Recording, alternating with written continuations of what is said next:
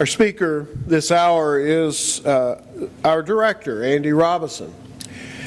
Andy wears two hats, both of which are important to keep his head from getting sunburnt. He also is the preacher at this congregation. And as I have now been friends with Andy since about the fall of 1983, as near as I can recall, there are many things I could tell you about him other than his work. I will tell you this, his kids, in a sense, grew up with our kids, and we sure enjoyed a lot of good times, all of us together, when those kids were growing up. Recently, he has been blessed with a couple of grandkids, and it wasn't just a few weeks ago. His wife, Marcia, who, in addition to being Andy's wife, is also the librarian at the school, they were making plans to see the newest edition. And I don't have any grandkids yet, and she's telling me, oh, I can't wait to go down there and kiss his little face. And I said, why don't you just shut up about that and quit bragging? But she didn't stop. But anyway, I am going to tell you one quick story about the kids. Many of you know Andrew and Hannah. When Hannah was just a little kid, probably only about 2 or 3 years old, they came to our house, and we all visited together and had a good time. And they had about a 45-minute trip ahead of them, had a minivan at the time, like so many parents do. And I waited until they got Hannah safely buckled into that car seat in the back seat. And I went over and slid the door open. I said, Hannah, and I know they just thought I was going to say goodbye. I said, Hannah, I think I heard your daddy say something about ice cream. And I shut the door and just let them deal with it all the way home. It's a wonderful psalm that we're about to study, and a wonderful student who's going to be presenting Psalm 137 to us. Andy?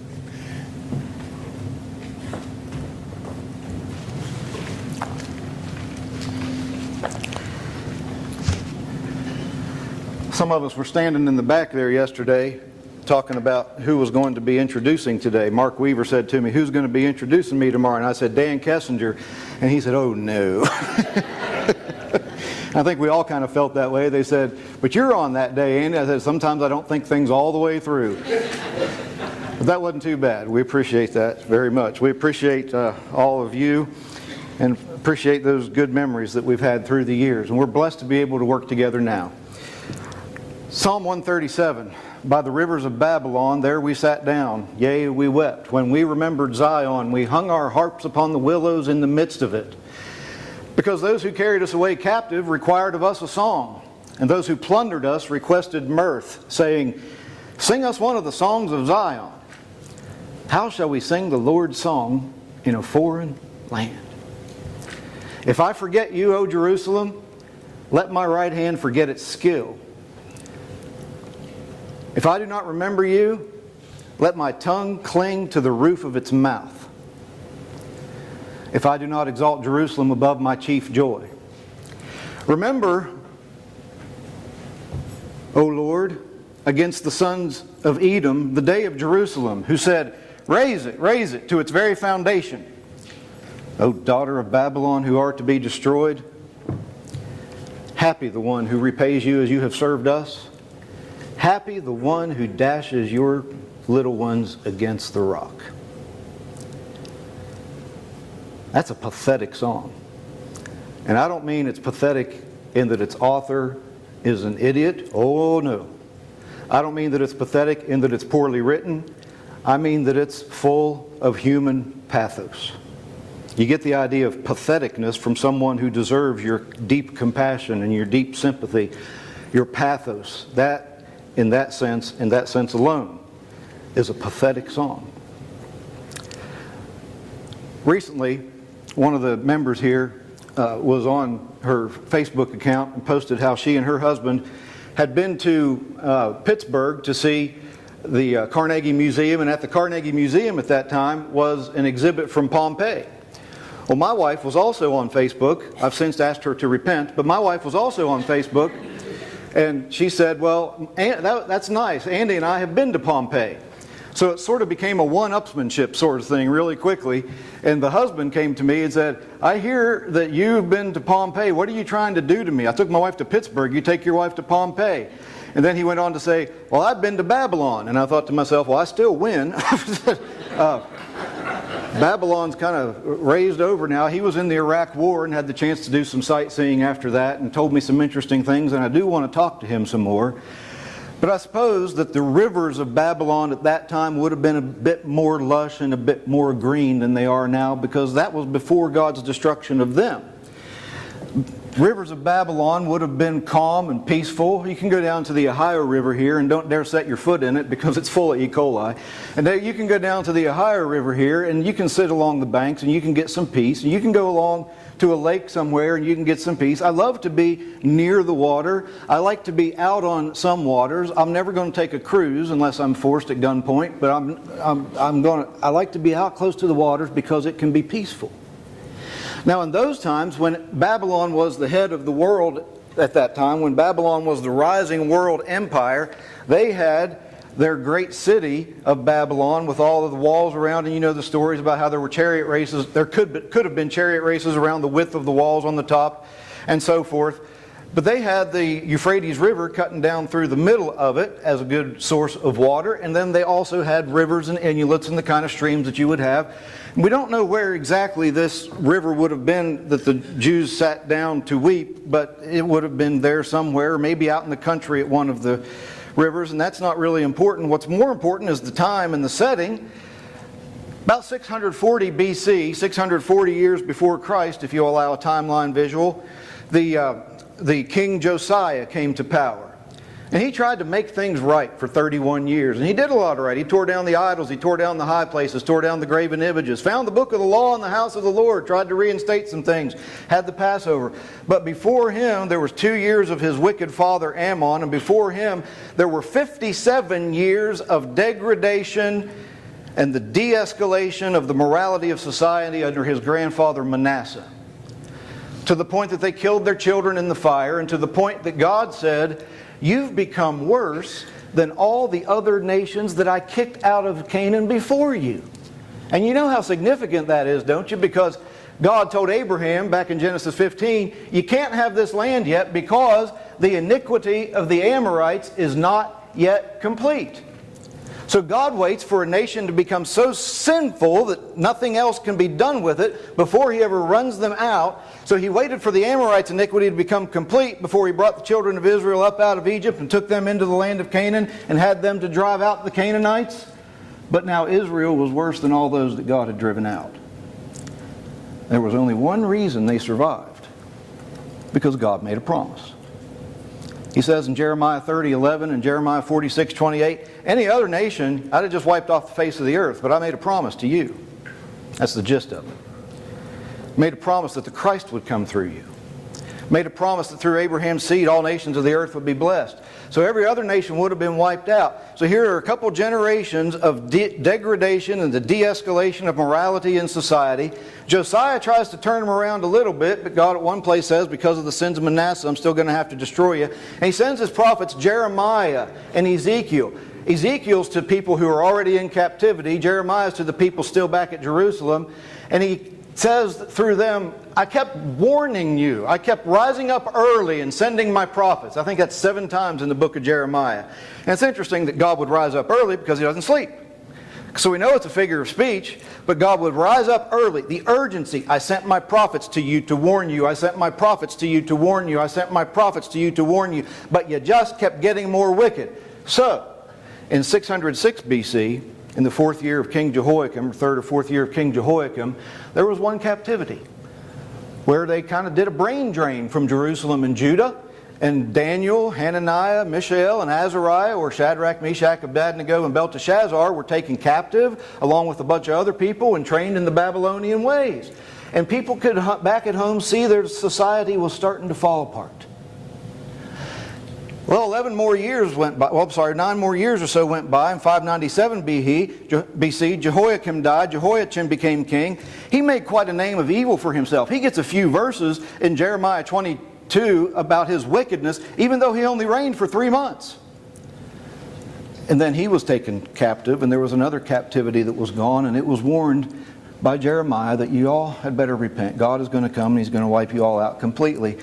In the conflagration that took place during Zedekiah's 11th year in 586 BC, it all came down and it all happened. And there was suffering like the world has seen very few times. And the people that were allowed to live were carried away captive to Babylon. There we sat down, yea, we wept when we remembered Zion. They're in captivity and they're crying. Why? Because their songs had been taken away from them. We hung our harps upon the willows in the midst of it. I don't know how they got their harps out of Babylon. I have friends who play music, and I also have Dan Kessinger. I have friends who play some very good music, and they have the portable instruments. I play the piano. I can't take it around a campfire. I can't play campfire songs, you understand. But the Israelites would have had some portable instruments. They had their harps, they had their stringed instruments, they had their trumpets, they had their cymbals, and they may have taken those out, and somehow they got their harps out, and now they said, we're by the rivers of Babylon. There's no use to singing. There's no use to playing. We're hanging our harps. Because those people who took us captive required of us a song. Hey, sing us one of your songs of Zion. We'd like to hear about Jerusalem back home. Wasn't that cruel? You know, music has a power, and you know, a lot of you know that that's one of my pet subjects. Music has a power. Carl Palnak was the music director of the Boston Conservatory. He's speaking to parents of incoming freshmen at one point, and he's trying to convince these parents of incoming freshmen that they're not wasting their minds by studying music instead of engineering or math or computer science or something. And while I'm not sure he was right, no, I'm just kidding. Well, he tried to give an impassioned plea for the sake of music in society. And he gave a couple of convincing instances. In 1940, Olivier Messiaen was one of the French captives in a Jewish concentration camp that was way overcrowded. And people could barely get enough food, people could barely get enough water, people barely had any social interaction at all. But a guard sneaked him pencils and papers so that he was able to compose music. And he composed for the clarinet, the cello, the violin, and the piano to play a piece together. And the reason he chose those 4 instruments was because those were the 4 instruments that they had, and they had 4 people that knew how to play them. And it finally was performed and has become in the master's work since then. But Palnak asks the obvious question, why, when you can't get food and water, why you can't get basic respect? Why, when you're probably walking around naked and crowded into bunkhouses with thousands of Jewish people in a bunkhouse made for 100, why do you care about music? And his conclusion was that art, with art being an overall form with music as one piece under it, art must be necessary to life. Music must be necessary to life. I think I'd agree. Everybody's got a song in their head all the time. I bet you do, don't you? You have some kind of song in your head all the time. Dan called me one time years ago, back in the days of answering machines, for only this reason: to hum the tune to I Dream of Jeannie so it would be on my mind the rest of the day. You all have a song in your mind all the time. And music is powerful. People want music. Messiaen based that work on the book of Revelation in his mind. I listened to it the other day. It's 20th century music. It's not my cup of tea. But he was expressing the chaos, the confusion, and the desperation of people in a concentration camp. Why would I expect it to be Beethoven's Fifth? And then Palnak goes on to tell about, he says, the most important concert I've ever played. He said it was not in Carnegie Hall, although he had played there. It was not in New York, although he had played several venues there. He said it was in a nursing home in the Midwest. I forget what state, maybe Kansas. Most important concert I've ever played. And this story, if nothing else, gives me an affinity to Palnak, because Some people I knew that sing with us on our CDs one time, we saw were going to a nursing home during the coronavirus and singing outside the windows to the patients. And I texted one of them and I said, he's going to school for music, I thought. And I said, that's the best use of your voice you'll ever make. Well, this Polnack said the most important concert I ever gave was at a nursing home in the Midwest. He said, we came out and we played our first piece without giving an explanation of it. Now, if you go to any kind of concerts like that, there's usually an explanation. There's no words, so you don't know what is behind the music that they're playing, so they just come out. But this time they just came out and played it.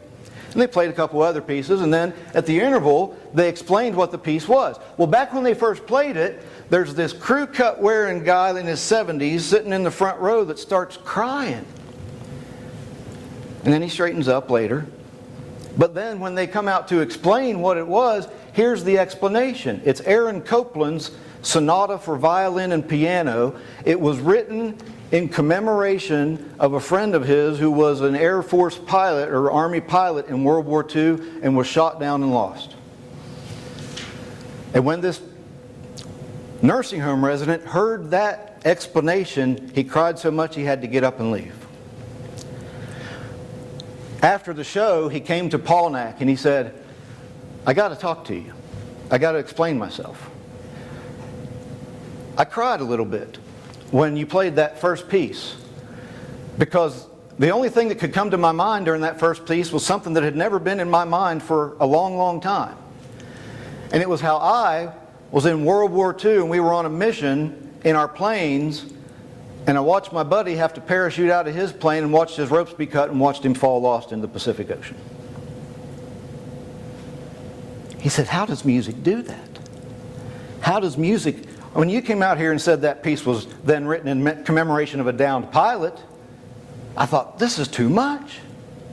Don't think I'm going all miraculous on you. I'm not saying there was a miracle behind that. But I will say that music can do things to us emotionally, sometimes bad and sometimes healing, that we don't understand yet. We haven't figured out scientifically yet. Add to that words, which is why I think God gave us words and not instruments in our singing, because we can express our emotion and our intellect at the same time. Add to that some words, even in secular music. You tell me I have to move away from West Virginia and play me a chorus at Country Roads. But then you add a religious aspect. And some of you in this audience can tell me the hymns that were sung at your spouse's funeral. And you'll not be able to sing them in church for a while. Those who carried us away captive from our homeland of Jerusalem required of us a song. Oh, that's pathetic. Proverbs 18 verse 14 says, the spirit of a man will sustain him in sickness, but who can bear a broken spirit? Their spirits were broken. They were leveled completely. How shall we sing the Lord's song in a foreign land? This land, this wasn't West Virginia to them. I happened to be born here. I happened to be raised here. I like the mountains. I don't like the flat land. I like hiding in a valley from a tornado that passes by. I don't want to live other places. But that's beside the point, because it has no religious connection to me. But this was their prized land. This was their promised land. For a few hundred years before any of them got there, God had promised to their forefather Abraham, I'm going to give you land. And He promised to their forefather Isaac, I'm going to give you this land. And He promised to their forefather Jacob, I'm going to have all your descendants spread out over this land. This was God-given land. But then they had those long passages in Leviticus 26 and Deuteronomy 28 that told them, if you do right, you're going to have rain from heaven and fruitful crops. But if you do wrong, the heavens are going to turn to bronze and the ground's going to be hard, and you're going to turn to cannibalism for your children. So all that's running through their minds while they're sitting by the peaceful waters of Babylon. How shall we sing the Lord's song in a foreign land? If I forget you, O Jerusalem, let my right hand forget its skill. Now, people who are right-handed will say that's natural, because the right hand is most often the hand of skill and adeptness at particular activities. And even though I'm a left-handed man, and therefore one of the only few people in their right minds, even though I'm a left-handed man, I easily concede that most things are for right-handers in this world, including a piano. It's more intricately written for the right hand. There's more runs, there are more things to do with the right hand than there are with the left hand. Maybe they're not just talking about industrial skill. Maybe they're not just talking about agricultural skill. Maybe they're talking about musical skill. If I forget you, O Jerusalem, let my right hand for playing the harp forget its skill. And the reason I think that is because of the next line. If I do not remember you, let my tongue cling to the roof of my mouth. Now you can't sing if your tongue clings to the roof of your mouth. And you can't sing if your tongue clings to the bottom of your mouth. Your tongue is the most unwarranted, unsung hero in articulation that you have. You think, move your lips for articulation. No, your tongue has to do a lot for articulation. So these people had come to the point that they were in a foreign land.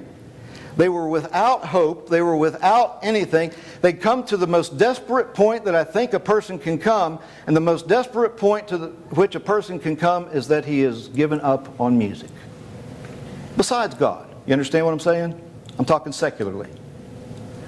The most desperate manifestation of a feeling of being hopeless and without God is when you're giving up on music.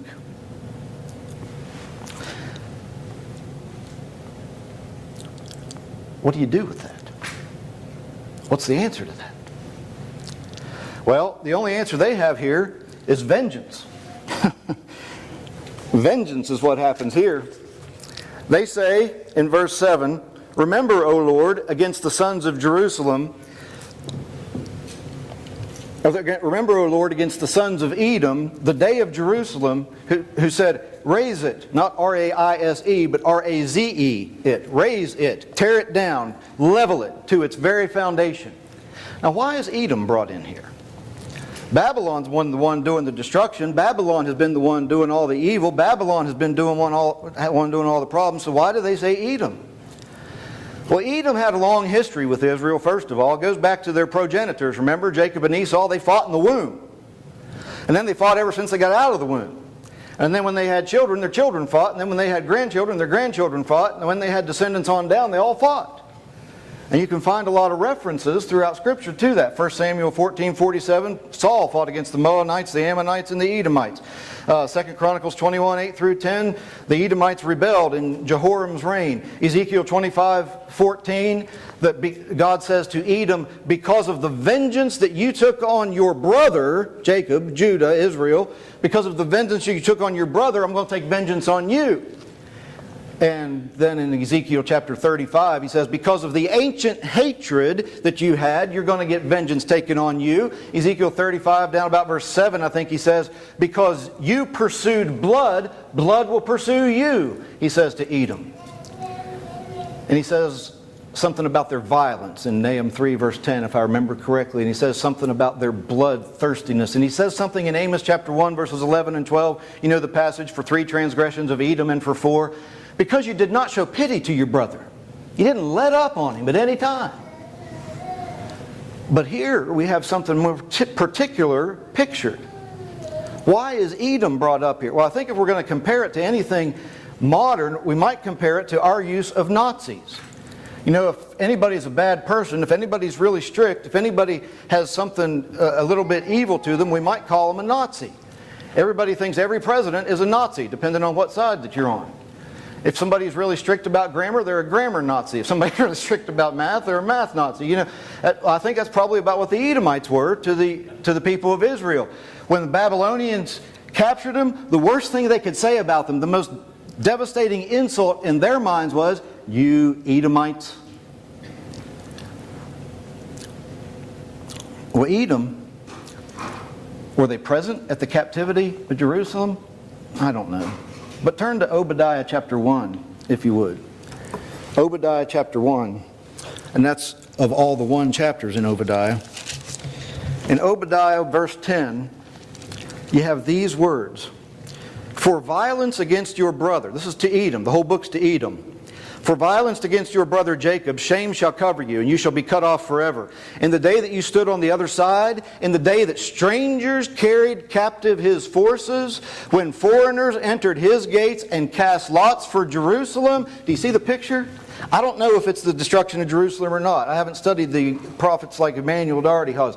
What I did study was that some people think it was the destruction of Jerusalem that's referenced here. Some think it was some other unknown day of Jerusalem that is being mentioned here. But here's the picture. The enemy comes in. They just barge through the gates of Jerusalem and they start casting lots. Okay, your tribe can have that over here and your tribe can have that over here. And they just cast lots for Jerusalem, just taking everything from them.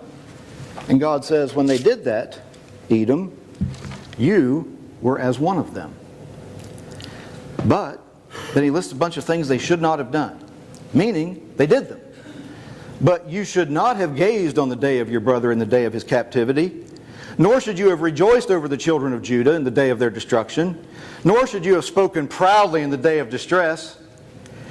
You should not have entered the gate of my people in the day of their calamity. They just came right on in with the enemy. You should not have gazed on their affliction. And that kind of implies a happy gazing. Oh, look at everything they're doing to Jerusalem. That's great. We hate those people. Nor laid hands on their substance in the day of calamity. Then verse 14, you should not have stood at the crossroads to cut off those among them who escaped. So some people were trying to escape, whoever that enemy was, but the Edomites stood out there and rustled them back in. Nor should you have delivered up those among them who remained in the day of distress. Now you see maybe why the psalmist is calling a little bit of curse on Edom. And that's what he's doing. I think most of this audience is familiar with the Imprecatory Psalms, but in case some watching later years aren't, or some of you might not be, there is such a thing as an imprecation or a curse being called down on enemies in the Psalms. Look at Psalm 109 for one of the most vivid examples, I believe.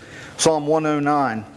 Starting at verse 6. After the first 5 verses tell you about the evil person that is hurting the psalmist, he says, here's what I want for that evil person.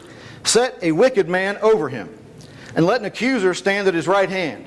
When he is judged, let him be found guilty, and let his prayer become sin. You ever said that about anybody? That guy sitting across from church, I hope his prayer is sin. And then here's a prayer that some of us might pray every now and then. Let his days be few, and let another take his office. And let his children be fatherless, and his wife a widow. Wow. Let his children continually be vagabonds and beg. Now you talk to me if you want. You punch me, knock me down, I don't care. But you say something about my kids or my grandkids, which I have and Dan does not. Then we're going to have a problem. Let the creditor seize all that he has. Let him take everything.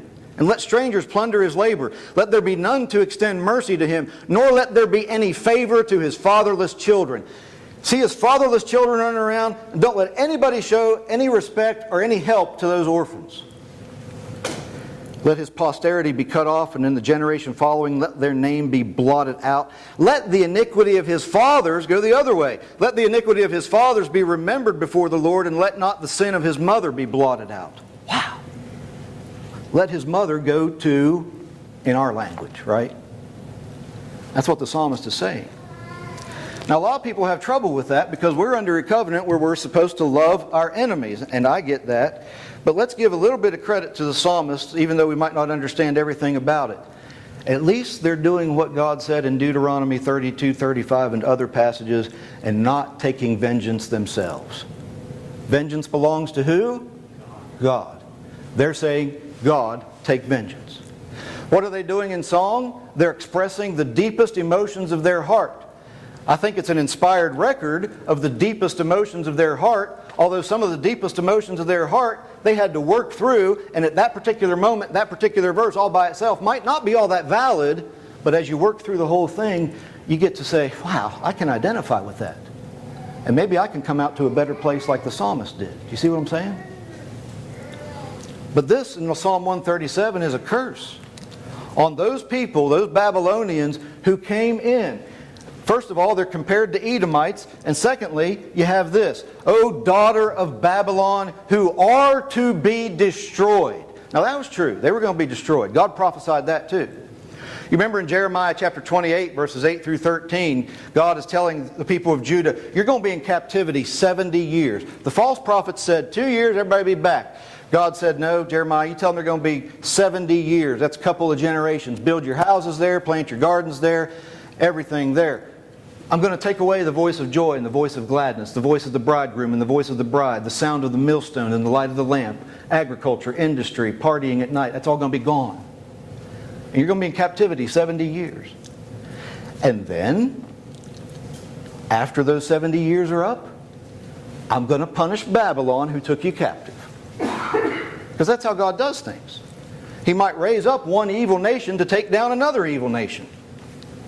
He did it in Isaiah chapter 10. He talked of the Assyrians. The Assyrian king who felt like, hey, I'm going out and I'm killing a whole bunch of people. And God says, it's not him, it's me. He's a rod in my right hand.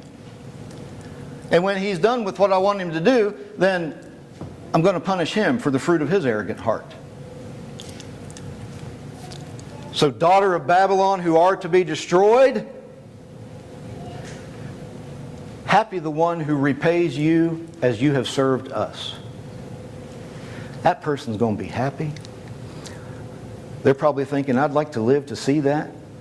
I'd like to live to see Babylon reduced to ashes. I'd like to live to see her turn to cannibalism. I'd like to live to see... They might be thinking those kind of things in their minds, but it's succinctly stated in this beautifully set, pathetic psalm. Happy the one who repays you as you have served us. And then the very problematic statement. Happy the one who takes and dashes your little ones against the rock. You don't like to think about that, and I don't either. The atheist will say right there, there's reason not to believe in God. He's a God who inspired somebody to be happy that somebody would take little babies and dash them against a rock. Well, I'm going to skip the obvious application to abortion because we're all on the same page there. But what about the atheist's argument? What about his argument, happy the one who takes and well, God must be... No, God's not the one happy there, I don't think. I think in the picture, the Israelites are saying, just like you're happy for what you're doing to us, somebody's going to be happy when they do that to you. Dashing the little ones against the rock and the ravishing of women and the beating down of those with the sword takes place in a whole lot of scriptures. In 2 Kings 8 verse 12, Elisha is crying because he can foresee that Hazael of Syria will be one who cuts down the men with the sword, who plunders their houses, who dashes their little ones and rips open their women with child. It's going to happen in Israel, Hosea 13:16. It's going to happen among Ammon, Nahum 3 verse 10. Their children were dashed to pieces at the head of every street.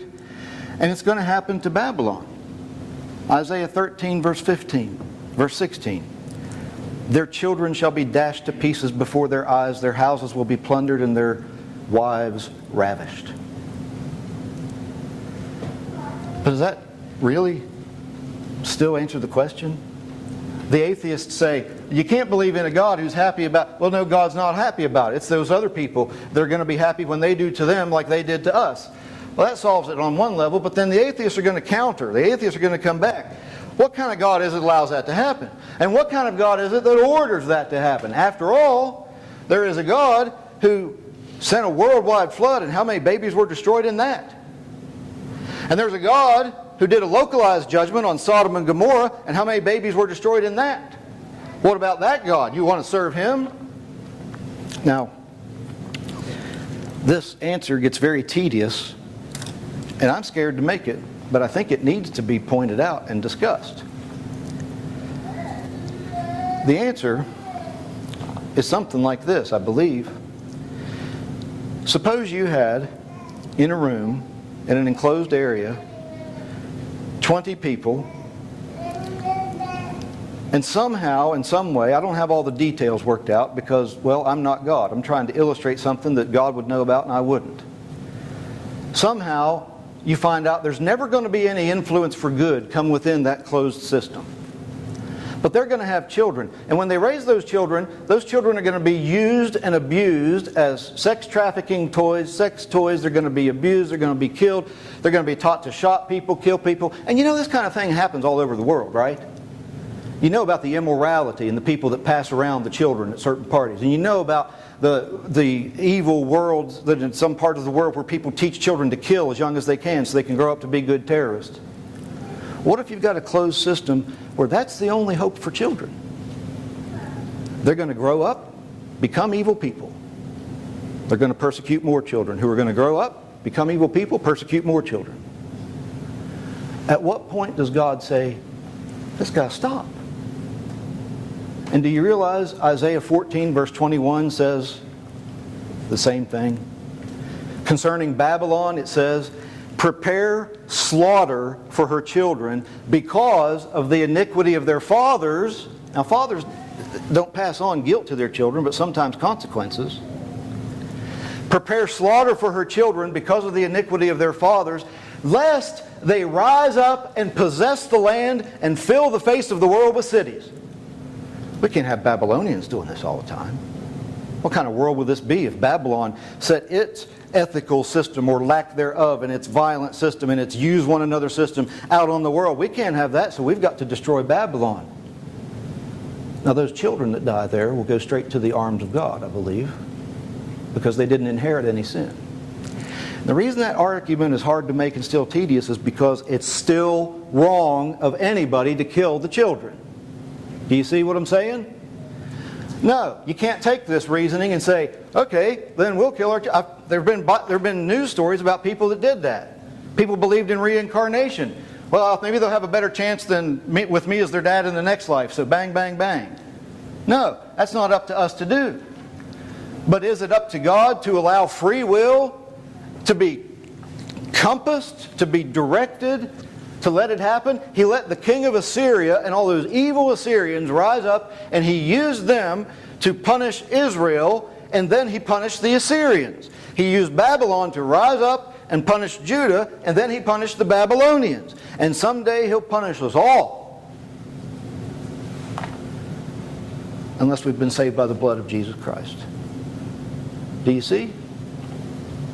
Does that make any sense? It's still wrong for anybody to kill the child. But if the child dies in a closed system where only God knows that there's going to be no good to ever come out of that society, then at least that child has heaven.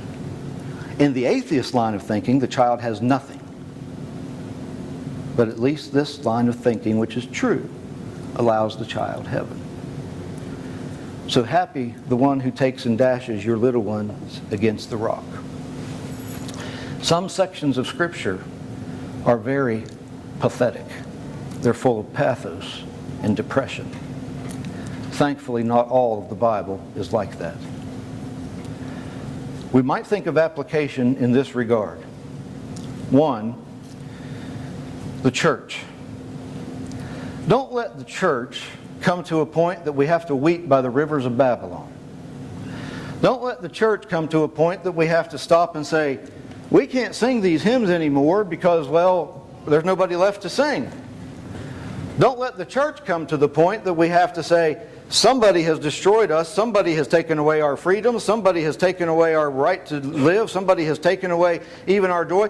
Even the people who were willing to be persecuted are now unfaithful, and this area has no light and no salt.